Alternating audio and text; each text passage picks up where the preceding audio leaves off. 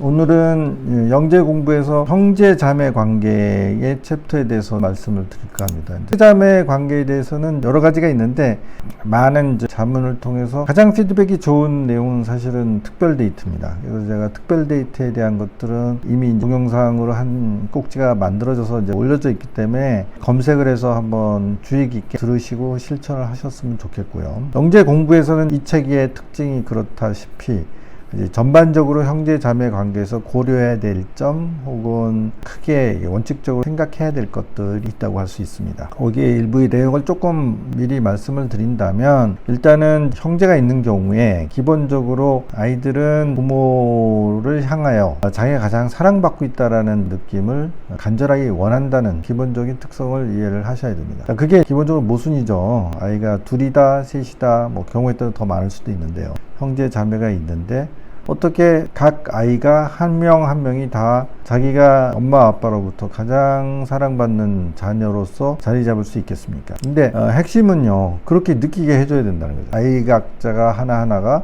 내가 가장 사랑받는 형제였어 라는 그런 마음 깊숙이, 그런 충족감 혹은 그런 확신, 그런 정서적으로 굉장히 만족스러운 유년 시절을 거쳐서 성장을 해야 된다는 것이죠. 그렇게 했을 때 정서적으로 굉장히 건강한 아이가 되고, 정서적으로 건강하다는 것은 어떻게 보면 사람의 일생에 있어서 가장 중요한 기반이죠. 정서적으로 건강한 사람, 튼튼한 사람이 실제로 공부를 함에 있어서도, 아니면 자기의 경력을 이제 발전시켜 나가는 과정에서 여러 가지 어려움들이 있을 거 아닙니까? 경쟁도 있을 수 있고, 슬럼프도 있을 수 있고, 여러 가지 역경이 발생할 수 있지 않습니까? 이제 그런 것을 이겨낼 수 있는 힘이 다 거기서부터 나온다. 그렇게 얘기할 수 있습니다.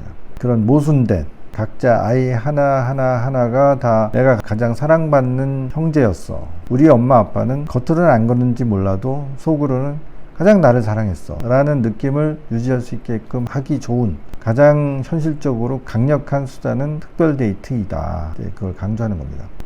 그 특별 데이트를 아주 공평하게 한 명 한 명한테 정말 성실히 적어도 몇 년간, 혹은 아이들이 이제 정서적으로 자라나는 중요한 그 성장기에는 반드시 해줄 필요가 있습니다. 그러니까 오늘 당장이라도 시작을 하셔야 되고요. 그리고 가능하면 이제 오래 하면 할수록 좋은 거죠. 아니면 그런 거 아니어도 우리는 잘하고 있어요 라고 생각하실 수 있는데, 그렇지 않습니다. 특별 데이트를 통해서 적어도 일주일에 한 번 정도는 20-30분에서 3-40분 이상, 1시간 정도까지 긴 시간 필요하지 않습니다. 그 시간 동안은 아이를 1대1로 다른 일에 주의를 분산시키지 말고 온전히 그 아이를 위한 시간, 그 아이에게 정말 온전히 눈을 맞춰주면서 그 아이가 표현하고 싶은 여러 가지, 그것이 희망이든 하소연이든 자랑이든 아니면 정말 강렬한 애정을 요구하는, 어떻게 보면 때를 쓰는 과정이라도 온전하게 그런 것들 들어줄 필요가 있습니다. 정말 정기적으로 충실하게 들어주면 아이가 그 과정을 통해서 여러 가지 어려움들을 다 극복할 수 있고, 자기의 마음의 상처를 덜어낼 수 있고, 그것을 치유할 수 있고, 그 과정을 통해서 서로 좀 섭섭한 일이 있다 하더라도, 아니면 상처받은 일이 있다 하더라도 그런 것들을 다 극복할 수 있고, 그런 걸 통해서 굉장히 건강한, 좀 더 강력한 정서적 힘을 가지게 된다는 것입니다. 그래서 이제 그런 사람들이 사회적으로 봐서도, 밖에 나가서도 훨씬 건강한 관계를 만들어 나갈 수 있고요. 정말 사랑을 줄 수도 있고 받을 수 있는 이제 그런 건강한 인격체로 성장할 수 있게 됩니다. 그런 것들을 굉장히 각별히 생각해야 되고, 그것을 바탕에 깔고 형제 자매 파트를 좀 읽어보실 필요가 있습니다. 자, 그리고 실제로 보면은 외동인 경우가 상당히 많죠. 외동인 경우엔 그런 시간이 그럼 필요하지 않겠느냐? 그렇지 않습니다. 외동인 아이들인 경우에도 그런 시간을 엄마가 한 번, 아빠가 한 번, 경우에 따라서는 엄마 아빠도 아이의 양육 문제를 가지고 둘이 특별한 시간을 가지고 깊이 있게 얘기를 나누는 시간을 정기적으로 가질 필요가 있습니다. 그래서 조율을 할 필요가 있고요. 또 엄마 아빠가 아이들을 향하는 과정에서 이제 분명한 역할 분담에 대해서도 생각해야 될 필요가 있고, 의견을 나누고 조율할 필요도 있습니다. 그래서 그 시간 동안에 아이들의 피드백을 정기적으로 잘 받아서 내가 아이를 바라보는 시각, 아이가 뭘 고민하는가 이런 것들을 들여다볼 수 있고 또 대응할 수 있는 그런 중요한 팁들을 얻게 되는 것이죠. 그리고 이제 어떻게 조절해 나갈 것인지, 내가 충분히 하고 있는 것인지 아니면 부족한 것인지 뭐 이런 것들에 대해서 상담을 통해서 한 번씩 점검을 받으시면 제가 해드릴 수 있는 상당히 현실적인 조언들도 좀 있습니다. 그래서 그런 것들을 잘 활용해 주시길 바라고요. 독자인 아이들인 경우도 그렇지만 이제 일단 형제가 있는 경우라면 이게 각 형제 서열에 따라서 여러 가지 아이들이 주어지는 정서적 포지션이 상당히 다르다는 것을 생각하셔야 됩니다. 보통 마지는 이제 마지로서의 특별한 지위가 사실은 자연스럽게 생기거든요. 그걸 또 존중해 줄 필요가 있지만 옛날처럼 뭐든지 마지한테 다 몰아주고 마지한테 무조건 힘을 실어준다 할까. 그래서 동생들을 다스리는, 동생들을 절대적으로 힘의 우위에 서가지고 자기 마음대로 할 수 있는 그런 게 현대사회에서 이게 통하겠습니까? 절대로 그렇지 않죠. 하지만 마지가 가지고 있는 특별한 지위라는 게 자연스럽게 생길 수밖에 없어요. 그거는 동생들이 태어나기 전에 부모와 가졌던 시간들, 이런 것들은 동생들이 아무리 노력을 해도 뺏을 수가 없죠. 그건 절대로 마지만이 누리고 있는 아주 특별한 경험, 그런 것들이 되겠죠. 대체적으로 보면 둘째 아이가 아들이든 딸이든 그런 성별에 상관없이 둘째 아이들이 되게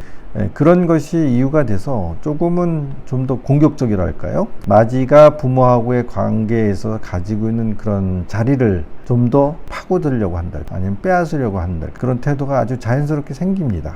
그러면 마지가 가만히 있겠습니까? 그런 것들 지켜내기 위한 마지의 특성들이 또 나타나고, 그런 것들 통해서 자연스럽게 부모의 애정과 관심과 부모가 사용할 수 있는 가용 자원에 대한 아주 치열한 경합이 있을 수 있습니다. 근데 지적 특성이 강한 아이들이요, 그런 것조차도 과도한 경향이 나타납니다.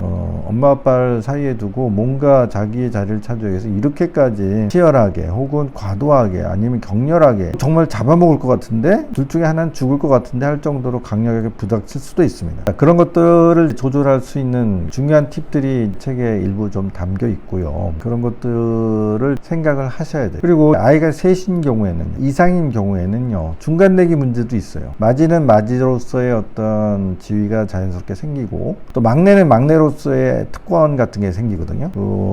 영어에서도 걔네들은 막내를 뭐라고 표현하냐고 제가 미군 부대 생활할 때 사무실에 있는 그 동료한테 물어봤어요. 니네들은 막내를 뭐라고 표현하냐? 했더니 그 친구는 베이비라고 표현한다고 그러더라고요. 영원한 베이비라요. 막내는 얘가 10살이 넘고 청소년이 되고 20살이 넘어서 성인이 되어도 막내는 베이비라고 얘기한다, 이렇게 얘기를 하더라고요. 그래서 그 말이 맞는지 정확한지 아니면 동네에 따라 다른지 잘 모르겠지만 비슷한 정서가 어느 문화권에나 있겠죠. 그 막내는 역시 막내인 거죠. 무조건 다소 뭐가 잘 못해도 뭐 막내니까 용서가 되고, 약간의 잘못이 있다 하더라도 그냥 대충 용서받을 수 있고 그냥 넘어갈 수 있고 봐줄 수 있고 이쁘게 봐주고, 막내가 가지는 특별한 위치, 요 사이에 끼어있는 중간 내기들이 상당히 어려울 수 있다는 거죠. 마지는 마지의 위치가 있고 막내는 막내의 위치가 있는데, 그러다 보니까 중간에 둘째, 셋째 더 많을 수도 있고요. 이제 이런 아이들은 상당히 위치 선정이 어려울 수 있어요. 그래서 좋게 얘기하면 둘째 아이들이 좀 독립적이다 그렇게 표현하기도 하지만, 사실은 자칫하면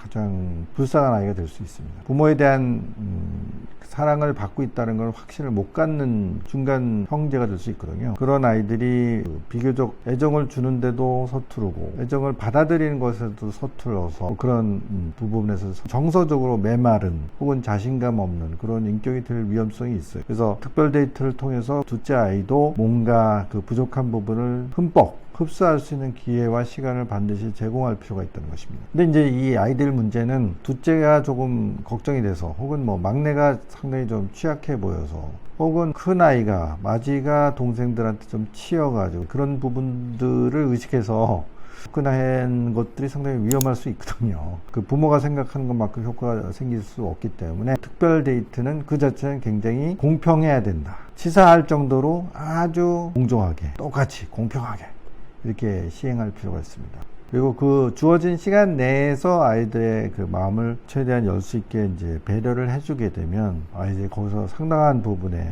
그 보완을 받을 수가 있습니다. 마음의 안심을 가질 수 있고요.